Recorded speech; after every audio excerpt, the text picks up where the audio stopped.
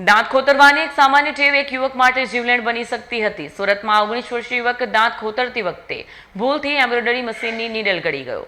દાંત ખોતરવાની એક સામાન્ય ટેવ એક યુવક માટે જીવલેણ બની શકતી હતી. ઘટના બાદ તાત્કાલિક યુવકને સુરતની ડાયમંડ હોસ્પિટલ સારવાર માટે લાવવામાં આવ્યું. કરાયેલ એક્સ-રે રિપોર્ટમાં યુવકની હોજરીમાંથી આશરે 3 ઇંચ લાંબી સોય હોવાનું સામે આવ્યું હતું.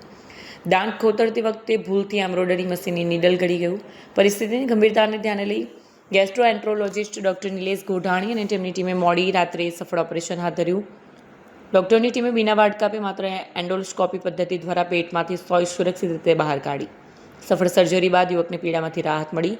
હાલ તેની તબિયત સ્થિર હોવાથી તેને હોસ્પિટલમાંથી ડિસ્ચાર્જ આપવામાં આવ્યું છે.